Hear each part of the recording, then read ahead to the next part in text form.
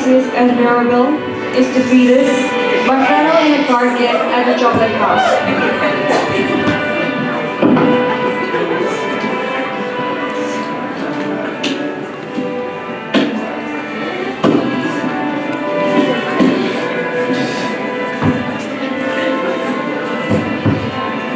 You are a very lucky man, Mr. Fennel.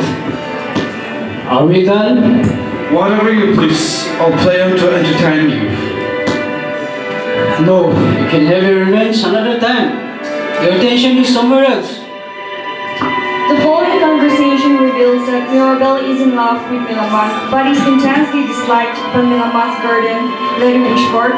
Lady Wishford's dislike for Mirabel seems to have some justification. Mirabel at one time pretended to court her in order to conceal his love for her niece. If only you had pretended better, things would have turned out differently. I did as much as I could. I proceeded with the very last act of flattery with Lady Wishford. Why provoke her to be your enemy? Women do not easily forgive. She was always civil to me until she discovered my true intentions. When Fennel leaves for a moment, a servant enters and informs Mirabel that his servant married that day.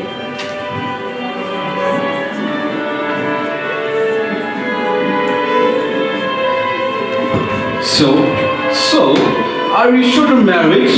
Yes, sir. Married and wedded. I am the witness, and here is the certificate, sir. Mirabel is pleased because this marriage is a necessary prelude to some secret scheme, which is not revealed. The men leave for a walk in the park. Mrs. Fennel and Mrs. Marwood discuss their favorite subjects, men, and how to manipulate them. Dear Marwood, if we will be happy, we must find the means in ourselves and among ourselves. Truth is an unhappy outcome of life. The love should die before us, and that the man should so often outlive the lover. Then it seems you pretend to dislike a mankind only in complaints to my mother's humor. Certainly, to be free, I have no taste in this dry discussion with which our sex of force must entertain themselves apart from men. I have been deceived. Why you Professor Ray? You see, my friendship and my freedom. Come, be as sincere. Acknowledge your sentiments agree with mine. Never. You hate mankind? Very much. Your husband? Most trustedly, do I say admirably? Give me your hand about it. There. I join with you. What I said was to test you. Is it possible to hate men? I'm done hating him, and now I've come to despise him. The next thing I do is eternally forget him. There spoke the spirit of mercy and fantasy. Beneath their apparent friendliness, they are wary of each other as they talk of Mirabel. Mrs. Fennel suspects quite correctly that Mrs. Marwood is in love with him. Act 2, Scene 2. After Fennel and Mirabel enter, Mirabel and Mrs. Fennel stroll off and leave Fennel and Mrs. Marwood on the stage.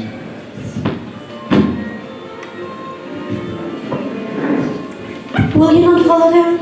I think not. I have reasons. Let's follow them. You are not jealous, are you? Of whom? Of Mirabel? If I am I being inconsistent of my love for you that I'm tender of your honor? Are you implying then that there is a fellow feeling between my wife and Mirabel? I think she does not hate him to the degree that people think she does. But he, I fear, is too insensible. It may be you are deceived. It may be so. I do not begin to comprehend it. What? That I have been deceived, madam, and you are false. That I'm false. What do you mean? I see through all the deception. You both love him equally. Your mutual jealousies of one another have made you strong, till you both have crushed the fire. You do me wrong. I do not. It was easy for me to observe and willingly neglect the gross grievances made by my wife on Mirabel. By permitting her to be in catch, I might continue unsuspect in my pleasure and take you more often in my arms in full security. Let me go. I'm sorry. I care not. Let me go. I will not hurt you for the world. You know I love you. Poor dissembling. Oh, is it not you? What?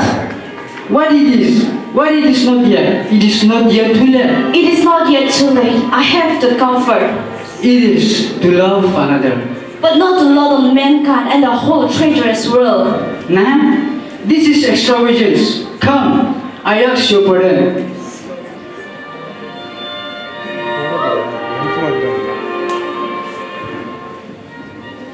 We now discover that Mrs. Marwood is Fennel's mistress and that he only married his wife for her fortune. However, their love includes neither faith nor trust. Act 2, Scene 3. The conversation of Mirabel and Mrs. Fennel supplies new revelations. Mirabel and Mrs. Fennel were lovers. She marries Fennel as cover for her affair with Mirabel. While I'll only have my husband, I could only bear to see him, and since I despise him, he is too offensive. Oh, you should head him cautiously. Yes. You must have so much disgust for your husband that it might be sufficient to crave for your lover. You are the only reason I have love without a bounds. Why did you make me marry this man? To save our reputation. Mirabel, during their stroll, has told Mrs. Fennel of his scheme to treat Lady Wishford and marry Millamant.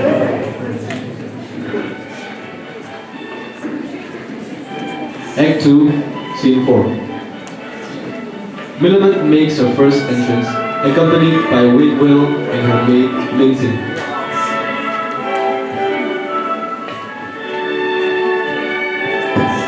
Here she comes, with her fangs out, a streamer silk, and a full of shoulder tenders.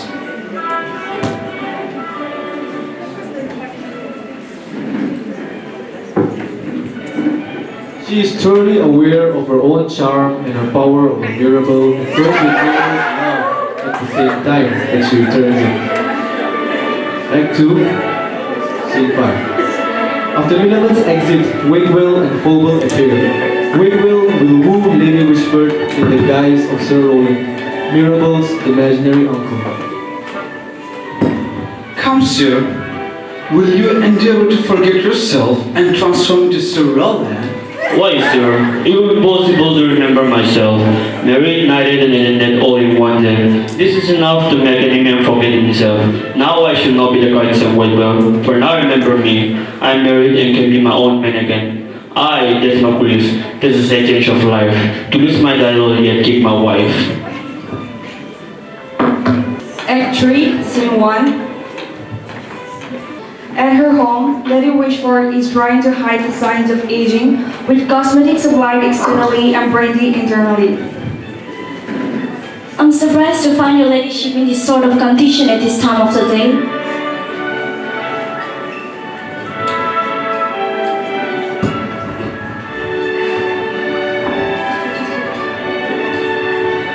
I saw her as I came out through the door in conference with Mirabel.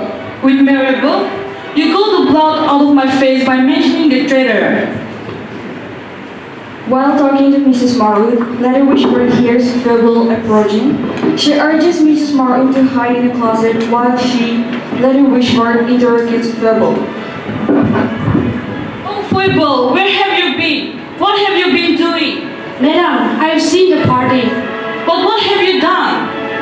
Nay, this ladyship is done and out to do. I have only promised, but a man so inert, so transported. Well, if worshipping of the pictures be a sin, poor soul, and I say. But have you not betrayed me, Phoebe? Have you not detected me to the fearless Mirabel? What have you to do with him in the park? Answer me. Has he got nothing out of you?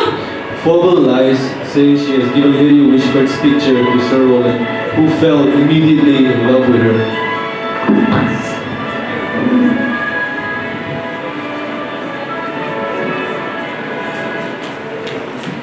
Act 3, Scene 3. After Lady Wishford leaves the room, Mrs. Fennel enters to warn Phoebe that Mrs. Marwood saw her with Mirabel in the park.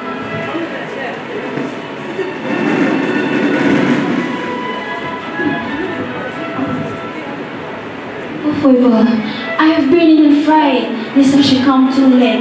That table marvel so it discover it to my lady. Discover what, madam? No, don't put on the strangers. I'm aware that Wicklow, to whom you married this morning, is to President Mirabel's uncle, and the rest is Mirabel's plan. Oh, dear madam, I beg your pardon. It was not in my confidence that your ladyship was deficient. Therefore, forget that. She compliments Mirabel for being such a good gentleman and Mrs. Fennel for being so generous, and adds that Mrs. Fennel still has his heart. Fogel also updates Mrs. Fennel on Wishford's eagerness to get married.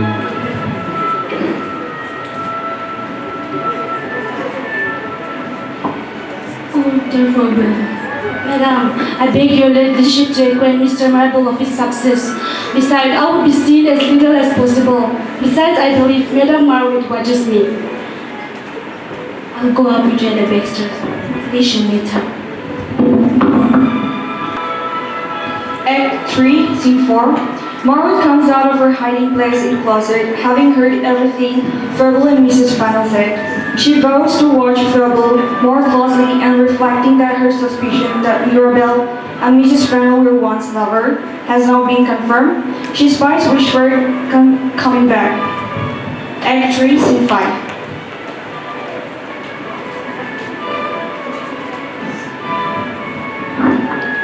Oh, dear Marwood, what shall I say for this rude forgetfulness? No apologies, dear madam. I have been very well entertained. As I'm a person, I'm ashamed. I know not what to do. I think Sir Wilfrid should rather think of traveling than marrying at his years. I hear he turned 40. Oh, he's in less danger. I'm against my nephew marrying too young. It'll be time enough when he comes back. I think he and Mrs. Milaman will make a really fine match. He may travel afterwards. It's very common among young gentlemen. I promise you, I have thought on it. And since it's your judgment, I'll think on it again. I'll assure you, I will. On my word, I'll propose it. Fergal re-enters the dressing room to announce the arrival of Widwood and Pidolan for dinner. Act 3, Scene 6. Marwood leaves Fergal and Wishford to entertain the guests, but finds not Widwood and Pidolan, but rather a very angry Milaman and her servant Mincy. You look agitated. What's the matter? That how I feel Pidolan has promised to me. If only one could change acquaintances like one changes clothes, Milaman uses life would be better. Marwood responds that the only foods could occasionally be worn as accessories. She then adds that she thinks that Milaman surrounds herself with fools to hide her affair with a lover of sense, Mirabel, and that Milaman should go barefaced by revealing to the town what they already suspect. That she has cultivated relationships with Pidolan and Widwood to disguise her true feelings. I'll take my dad, Marwood. You are more sincere than you can believe. Macy, tell the men they may come up. My aunt is not drinking here. She fully intends for we can turn your malice.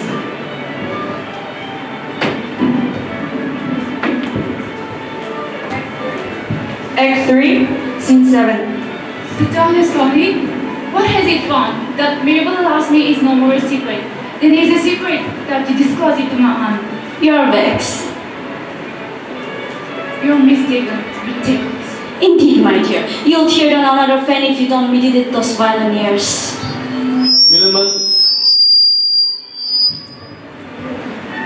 Milaman laughs in Marwood's face and claims that Mirabel's love for her, which she seems not to care about, has made him so upset and morose. She tries to convince Marwood that she isn't encouraging Mirabel's love because she doesn't care about him, but Marwood doesn't believe her. Marwood tells Milaman to tell Mirabel that she hates him. Marwood threatens that Milaman's happiness will run out sooner than she thinks. Act 3, Scene 8. Is your animosity composed, gentlemen? Brethren, madam, we have done mostly. Leave off a little bit now and then, but when mostly. We create the man like trouble and best. Ha! The children. I feel a way, but I have a humor to contradict. Aye, When he has humor to contradict, then I contradict too. If I have a humor to contradict, it must be granted. Hey, not positively must, but it may. Yes, positively we must. Upon proof positive. Hey, upon proof positive, it must. I perceive your debates are of importance and very learnedly handled. Importance is one thing and learning is another, but a debate is a debate. That I assert. Excellence and enemy to learning. He relies altogether on his parts. No, I'm no enemy to learning. But damn that habit. The society, it's no enemy to you. It's no enemy to learning. But damn that habit. Well, an illiterate means my aversion. I wonder at the impudence of any illiterate man to offer to make love. Then I confess I wonder at too. To marry an ignorant that can hardly read or write. Pedolan jokes that being ignorant should not prevent a man from getting married because there are people in the ceremony who can do all the reading for him, such as the priest. Plus, he continues, a man doesn't need a book for the night that follows the wedding.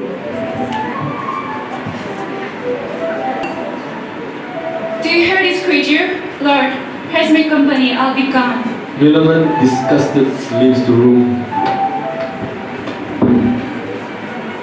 Act 3, Scene 9. Dressing? What? It's not morning here, I warrant. With you in London, we should come towards afternoon. Far down in Shropshire, why then? Belike my aunt hadn't dined yet. Ha, friend. Your aunt, sir? My aunt, sir? Yes, my aunt, sir. And your lady, sir. Your lady is my aunt. Why? What does thou not know me, friend? Why then send somebody that does? How long hast thou lived with a lady? A week, sir. No more than anybody. A week, sir. No more than anybody in the house, except my lady's room. Why then, belike thou dost not know the lady. If thou seest her, ha, friend. Why, truly, sir. I cannot see this virtual face in the morning before she is dressed.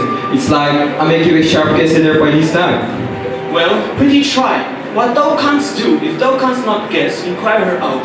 Inform that lady, Sir Wilful Whitwood, is in the house. I shall, sir. Halty, a word with you in your ear. Pretty, who are these cadets? Really, sir? I can't tell. Here come so many. It's hard to know them all. Act 3, Scene 10. As the footman leaves, Wilful complains that the man knows so little. Wilful greets the group first. Petulant begins to inspect Wilful's dress from top to bottom. Wilful tells Petulant to insult Wilful by focusing on his boots. Marwood quickly tells Wilful that Petulant is just trying to be funny and that he's amongst friends. Even if he doesn't realize it, she asks him if he is Sir Wilful Whitwood. Right, lady, I am Sir Wilful Whitwood. No offense to anybody, I hope. And lady to the Wishford of this mansion.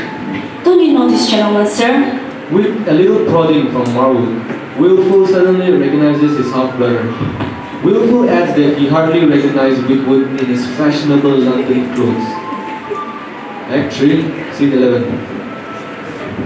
If I had maintained my speed in having affairs, Then shake it off. You have often wished for an opportunity to part with her, and now you have it. But first, prevent their plot. The half of Middleman's fortune is too considerable to be parted with to afford a miracle. damn him, that had been mine. Had she not made fun the discovery? You married her to keep you, and if you can contrive her to keep you better than you expected, why should you not keep her longer than you intended? That means? Discover to my ladies your wife's conduct. My lady loves her and will go to any composition to save her reputation. I'm sorry I hinted at to interview a match between Milaman and Sir Wilful. That might be an obstacle. Oh, for that matter, leave me to manage him. I'll disable him for that. He will drink like a den. After dinner, I'll set his sending. Well, how do you stand affected towards your lady? Fennel affirms that he doesn't love his wife and that he and Marwood will be victorious. He says that his reputation can't be hurt by losing his wife because he didn't marry to gain a reputation. Furthermore, he He doesn't believe that his affair with Marwood does damage to his reputation because cheating is related to marriage, which is an honorable vocation, and so cheating must have some honor too. Nay, I know not. If the roots be honorable, why not the branches? Well, how do we proceed? I'll contrive a letter to my lady when that rascal who is to act as Sir Roland is with her. It shall come to us from an unknown hand, for the less I appear to know, the better I can play the insinuatory. If the worst come to the worst, I'll turn my wife to grass.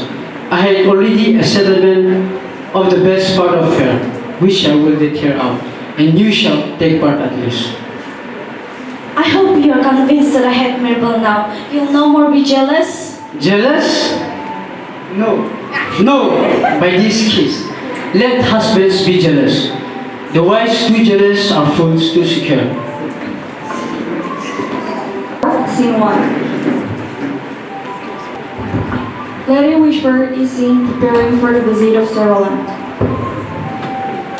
Is Sir Roland coming? And are the things in order? Yes, madam. And are the dancers and the music ready? That he can be entertained? All is ready, madam. And well, how do I look forever? Most feeling well, madam. And well, how shall I receive him? In what figure shall I give his heart the first impression? Hark, there's a gauge. This is him, madam. Oh, has my nephew met my addresses to Meloman? I ordered him. Sir Wilful is said to be drinking in the parlor. Lady Wishford, annoyed, tells Fogel to calm Middleman down. Act 4, Scene 2. Fogel finds Middleman pacing about the living room, reciting poetry. Madam, I stayed here to tell your ladyship that Mr. Melville has waited for an opportunity to talk with you. Though my lady's orders were to leave you and Sir Wilful together, shall I tell Mr. Melville that you are at leisure? No. What will the remain have? Let him come another time. Sir Wilful is coming, madam. Shall I send Mr. Melville away? If you please, Fogel, send Mirabel away. As you will. I think I'll serve Sir Wilful. Shall I? Act 4, Scene 3. As Middleman is reciting her poem, Sir Wilful tries to make small talk with her. She ignores it and continues reciting her poem. Suddenly, Middleman turns to address Sir Wilful and asks why he has come to see her. Have you any business with me, Sir Wilful? Not at present, cousin. Yes, I come to see you, to come and know if you are free for a walk this evening. A walk? What then? Nay, nothing. Just for the walk's sake, that's all. Yes, you have nothing further to say to me? Not at present, cousin, but only when I have...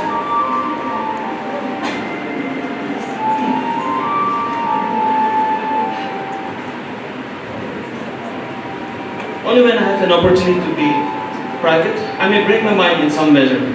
Sir Wilful thinks that he will likely propose to her soon. If it is of no great importance, Sir Wilful, you may kindly leave me. I just now have a little business. Enough, cousin. Yes. I shall take my leave. You may go this way, sir. Act 4, Scene 4. Mirabel quietly enters the room and begins to recite the next lines of the poem by Edmund Waller from the story of Phoebus and Daphne.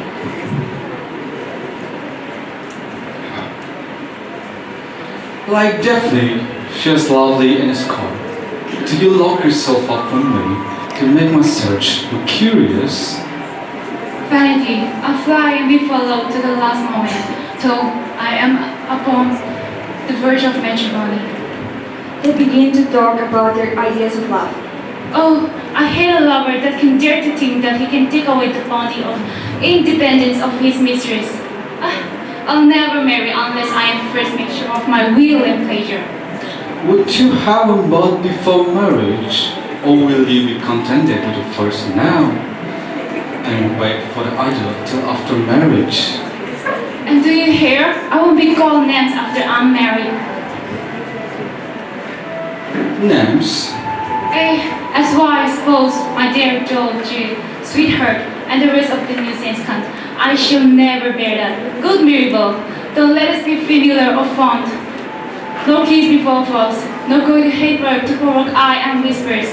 Let us be very strange and well-mannered. Let us be very strange as if we have never married at all.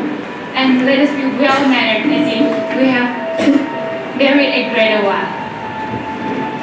Shall I kiss your hand upon the contract? Until now, your demand seems pretty reasonable to me. Milaman adds other conditions. She will be allowed to pay and receive visits to and from anyone she wants, can write and receive letters without Mirabel's jealousy. She must also be in control of the tea table, designing the menu. Milaman also adds that he must also always knock before entering the room. If he lets her have her way in these matters, she might turn into a wife. Mirabel adds his own conditions. At first, then I pledge your acquaintance be general, that you have no sworn confidant or intimate of your own sex, no female friend to screen her affairs under your face and tempt you to go astray and ruin our marriage. Mirabel also mentions that she must not dislike her face as long as it likes him. She must also not wear corsets while pregnant and must only have simple English fare at her tea table. He says that if she agrees to these articles, that he will be an accommodating husband.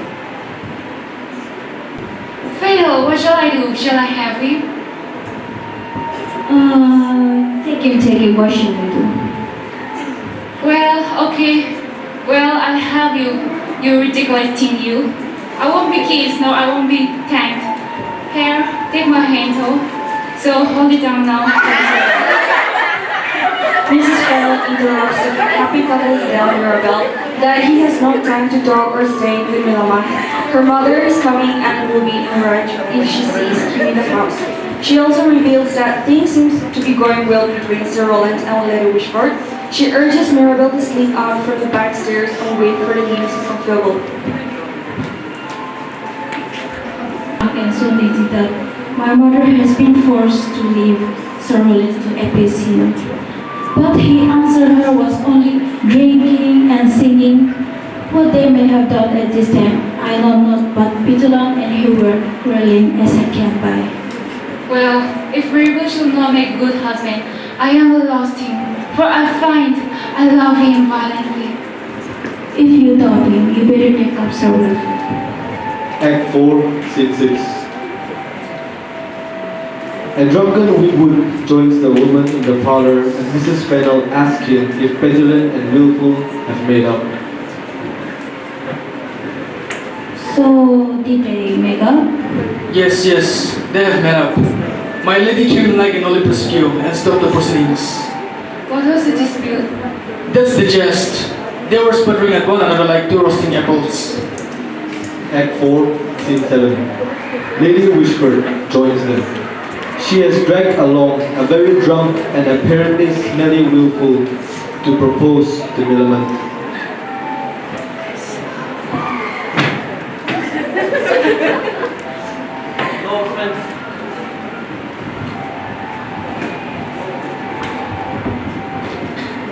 No offense, aunt.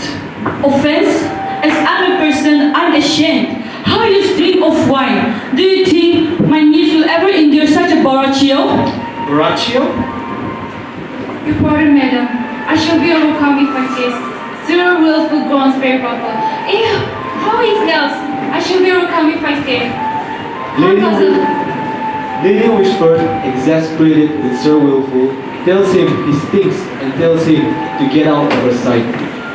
Meanwhile, Phobal appears and whispers in Lady Wishford's ear that Sir Rowland is growing impatient waiting for her. Act 4, Scene 8. Hello. Lady Wishford rejoins Waitwell, who is disguised as Sir Rowland in her dressing room. Dear Sir Rowland, I apologize for abandoning you, but I have more burdens to ask than the Pope distribute in the year of Jubilee. My impatience, madam, is the effect of my convenience, and until I'm married to you, I'm dependent on the rate, and do nothing, madam, on a letter of expectation. You have excess of bravery, Sir Rowland, but it will be more decent if you give me a day or two for marriage. No, madam, the delay will break my heart. Verbal suddenly arrives in the dressing room and interrupts the exchange between Sir Roland and Lady Wishford.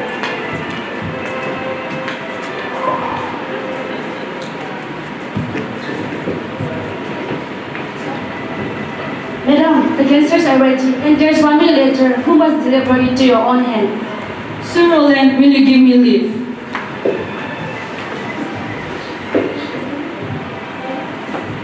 Lady Wishford returns holding an unopened letter from the dancer and calls the dancers to begin. Call in the dancers.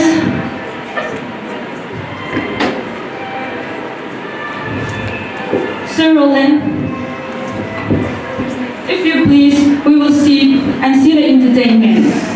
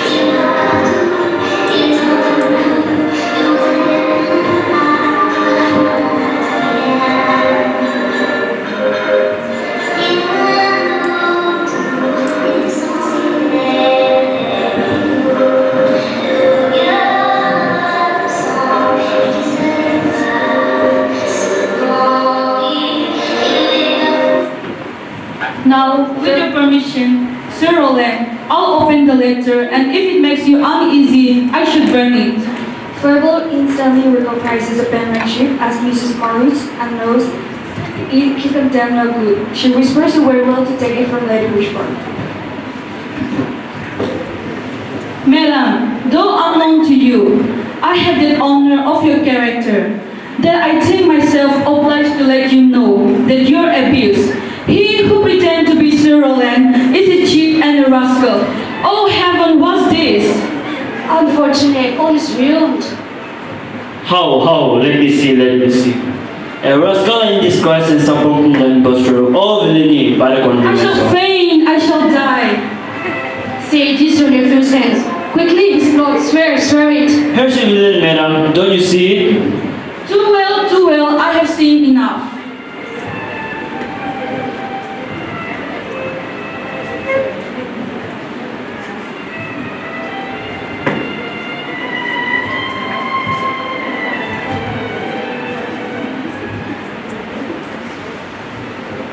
Verbal tells Lady Wishford that she thought she saw Mirabel in the house this evening, trying to find Lamont.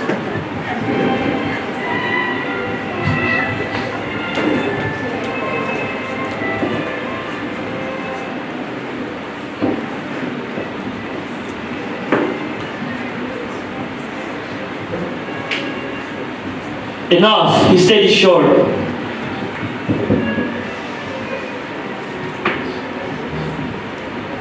No good, Sir Roland, don't break the law.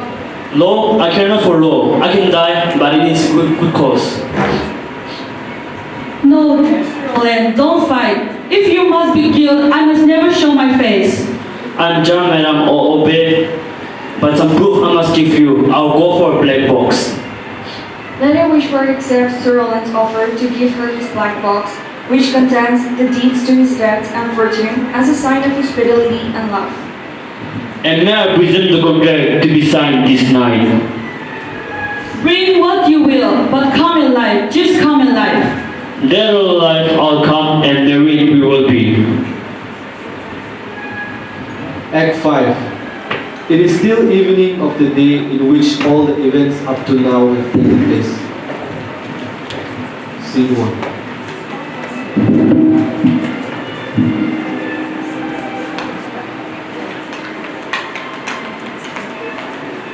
Lady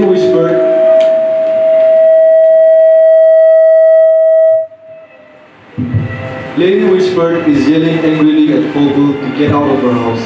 She has discovered Fogel's hand in Mirabel's plan. Out of my house, you evil! They are fostered for nothing! Go, starve again! There, madam. I'll beg pardon from my niece. Phoebe begs forgiveness, but Lady Wishford is unmoved. Lady Wishford tells Phoebe that her husband, Waitwell, has been arrested and that she is going to call a constable to have Phoebe arrested. Pray, do hear me out, madam. Phoebe tries unsuccessfully to make excuses for herself. Act 5, Scene 2. Mrs. Fennell enters the dressing room. Seeing Phoebe distressed, she tries to comfort her and find out what has happened. Poor Phoebe, what's the matter? Oh, madam.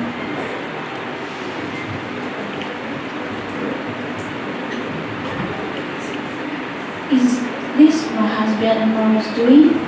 Yes, madam, I know it, madam. For all this was eavesdropped by her from the closet that had led to all the plotting and arrested Waitwell. All out. Everything has been discovered, good as dead. Indeed, madam.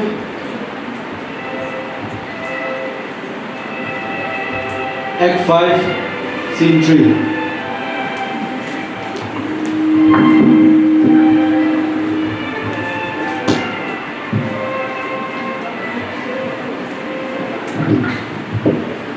Oh, my lady will speak with Mrs. Marble, madam. Mr. Marble is with her, and he has set your spouse free. Oh, my lady is a terrifying act, something says me with her. His words and my old lady cries. He said, madam, how that he'll have my lady's fortune or he will be divorced. Those your marbles or Lady know that? Yes, madam, they have sent me to see if Sir Whitfield be sober and to bring him to them.